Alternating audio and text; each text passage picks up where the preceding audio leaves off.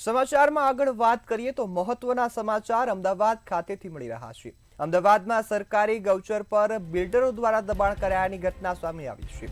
તો અમદાવાદની આ ઘટના છે। સરકારી ગૌચર પર બિલ્ડરો દ્વારા દબાણ કરવામાં આવ્યું છે।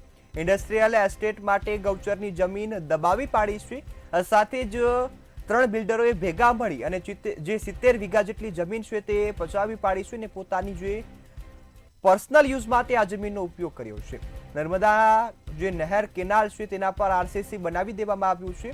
कबूलथड़थी फुजाडने जोड़ती जे नर्मदा डिस्ट्रीब्यूटर पर दबाण करवामां आव्युं छे।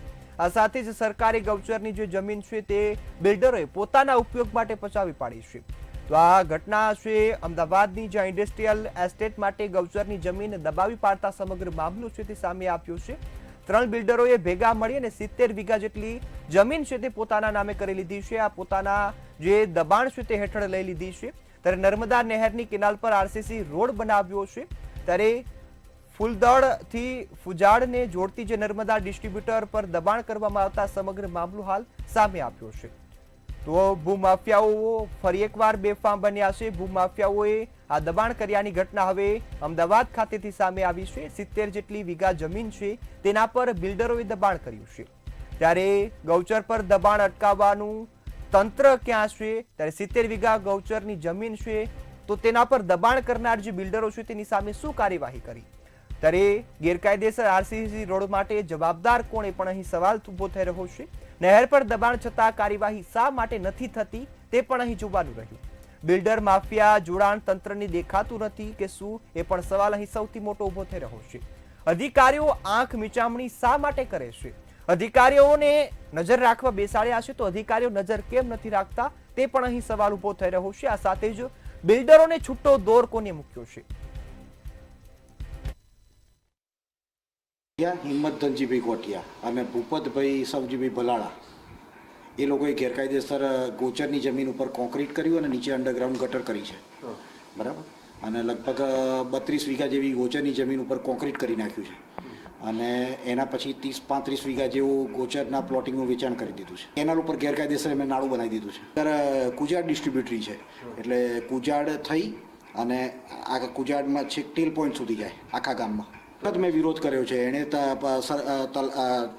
સરપંચ શ્રી એટલે પંચાયતને ગેરમાર્ગે દોરી છે, ડીઆઈએલઆર શ્રીને ગેરમાર્ગે દોર્યા છે, બહુ જ હેરાફેરી કરી છે રીસર્વેની અંદર અને ગોચરના અમુક નંબરો તો ગાયબ થઈ ગયા છે। પછી એક મોટા નંબરમાંથી 30 વીઘા જમીન ઓછી થઈ ગઈ છે, એટલે જમીન લાંબી ટૂંકી થાય એ તો મને સમજણ જ નથી પડતી કઈ રીતે થાય એવું છો। એને મેં વિરોધ કર્યો તો મને માર્યો બી ખરો ને આપ જે અત્યારે મારા ત્યાં આવ્યા ને એ મુખ્ય નાળિયા માર્ગ છે, તમે જોયો હશે, બરાબર। હવે એ નાળિયા માર્ગને બંધ કરી દીધો। હંમેશા સાંભળવા મળતું હોય છે કે ગૌચરની જમીન ભૂમાફિયાઓ ખાઈ જતા હોય છે અને આ ગૌચરની આવી જે જમીન છે જેની ઉપર નર્મદા ને જે કેનાલ જે છે જેનો હક જે રહેલો છે તેની જે કેનાલ ઉપર પણ ભૂમાફિયા દ્વારા બાંધકામ કરી દેવામાં આવ્યું છે। જે પ્રમાણે અત્યારે મારી પાછળ જોઈ રહ્યા છો કુબડથલની અંદર જે ઇન્ડસ્ટ્રીયલ જે એરિયા આવેલો છે, ઇન્ડસ્ટ્રીયલ એરિયાની ઉપર આજે આખું જે આરસીસીનું જે બાંધકામ આપ જે જોઈ રહ્યા છો, અહીંથી જે આ જે કેનાલ છે નર્મદાની કેનાલ તેનું જે વોટર ડિસ્ટ્રીબ્યુશન જે થતું હોય છે, આવી નાની નાની જે સબ કેનાલ ઘણી બધી હોય છે, ત્યારે આવી જે કેનાલ અહીં પણ આવેલી છે અને આ જે કુજાડ તેમજ આગળની સાઈડ આ લોકોના ખેતરો માટે પાણી માટેની વ્યવસ્થા રાખવામાં આવતી હોય છે। પરંતુ અહીં જે આપ જે જોઈ રહ્યા છો કેનાલ એકદમ સુકાઈ ગઈ છે, અહીંથી પાણી પસાર થતું નથી અને અહીંથી આગળ એક પણ પ્રકારનું પાણી ના જઈ શકે તે માટે આરસીસીનો આખો રોડ છે તે બનાવી દેવામાં આવ્યો છે।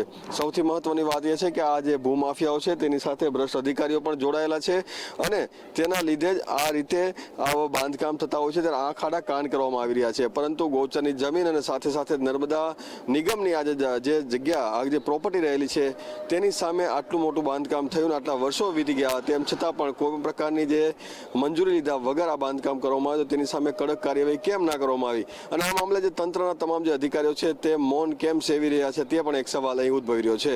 કેમેરામેન કેતન શ્રીમાળી સાથે મીર દુધરેજા, મંતવ્ય ન્યૂઝ, કુબડથલ।